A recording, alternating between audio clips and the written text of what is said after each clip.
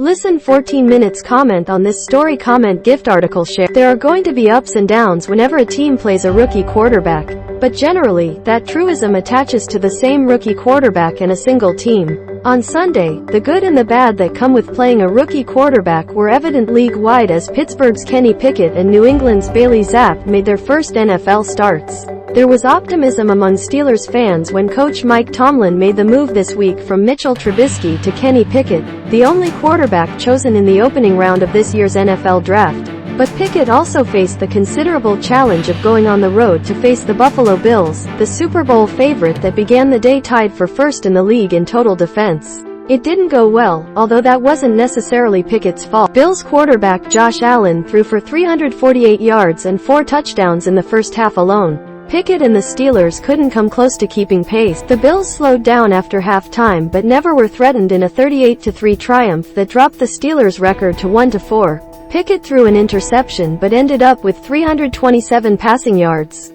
He also was in the middle of some late-game testiness, including a scuffle that began after a low hit on him. There undoubtedly will be better days, at some point, for Pickett and the Steelers. But the near-term outlook is relatively bleak, and the first losing season of Tomlin's head coaching tenure appears entirely possible. Things went far better for the Patriots and Zappe, the 4th-round draft pick from Western Kentucky, who made the start Sunday with Mac Jones still sidelined by his high ankle sprain. Zappe threw for 188 yards, with a touchdown pass and an interception, as the Patriots shut out the Detroit Lions, 29-0, in Foxborough, Mass.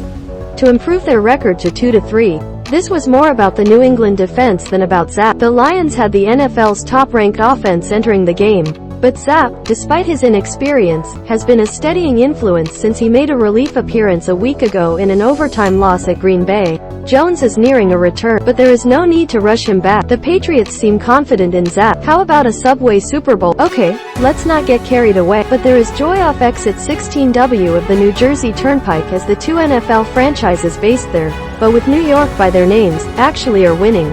The Giants and Jets have a combined record of 7-3 after their victories Sunday. The Giants improved to 4-1 with their 27-22 win over the Packers in London. They were desperately shorthanded at cornerback and wide receiver. Quarterback Daniel Jones played despite an ankle injury and had a bloody right hand during the game.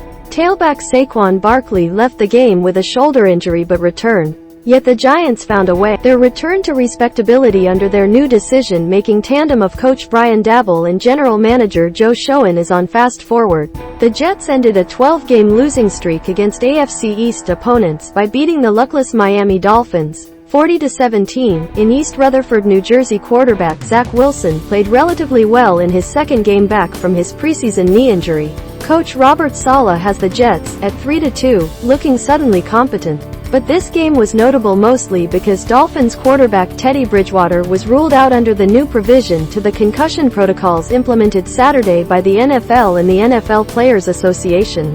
That modification prevents any player who demonstrates abnormal balance, stability or motor coordination from returning to a game. It was enacted as the league and union completed their review in the case of Dolphins quarterback Tua Tagovailoa, and it resulted in Bridgewater being withheld after he exited Sunday's game in the first quarter.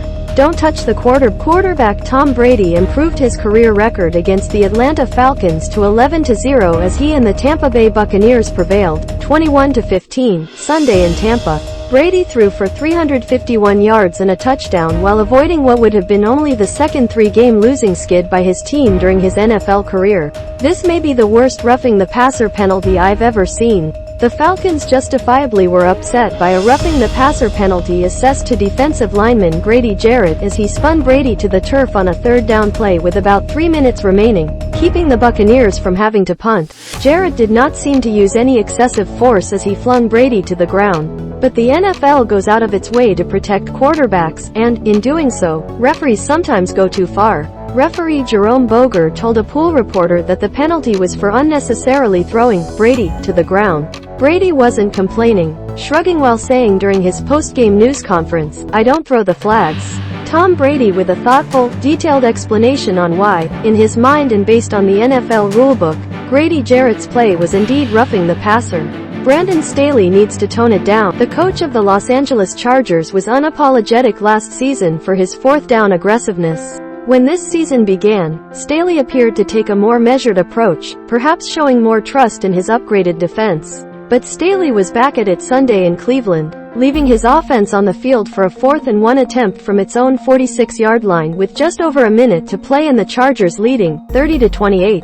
According to the NGS decision guide, Brandon Staley made the suboptimal call by going for it on 4th-and-1 from the Chargers' own 46 with 1:14 left in regulation. Small diamond recommendation. Punt by 0.2% crossmark. Quarterback Justin Herbert threw incomplete to hand possession of the ball to the Browns in LA territory with a chance to win. Staley and the Chargers came away unscathed, as Cleveland's rookie kicker, Cade York, missed a 54-yard field goal try with 11 seconds left. Staley generally has valid reasons for what he does, but the analytics were not in his favor in this case, at least as calculated by next-gen stats. And beyond that, football is not only a game of numbers, it is also a game of emotion and belief. Players must trust in what their coach is doing, other than merely saying the right things on that subject. Sometimes, football traditionalism needs to win out. Staley needs to find the proper balance. Don't ever trust the Jags. Things seem to be looking up for the Jacksonville Jaguars under their new coach, Doug Peterson. They won 2 of their first 3 games this season, then had an early lead last week in Philadelphia before failing to hold it. On Sunday, however, they were back to being the Jaguars. They failed to reach the end zone and lost at home, 13-6, to the previously winless Houston Texans. There usually is the same wariness about any team quarterbacked by Kirk Cousins. But maybe, just maybe, things are different this season. For the first time, a Cousins quarterback team is off to a 4-1 start. The Minnesota Vikings held on Sunday to defeat the Chicago Bears, 29-22. The Vikings already have a victory over the Packers this season. They just might be the team to beat in the NFC North. But there's a long way to go, and Cousins must prove his reliability over an entire season. It's the NFC East no more. With the late afternoon triumphs by the Eagles at Arizona and by the Dallas Cowboys over the Los Angeles Rams in Inglewood, Calif. The NFC East has a 5-0 team and 2 4-1 teams.